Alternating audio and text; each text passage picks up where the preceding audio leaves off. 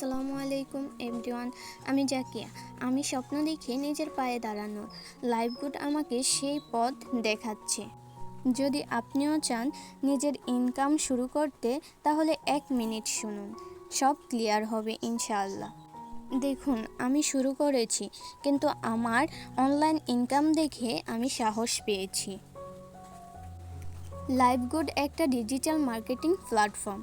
আপনি একবার মেম্বার হলে, আপনার রেফারেন্স লিংক দিয়ে অন্যরা জয়েন করলে আপনি ইনকাম করবেন।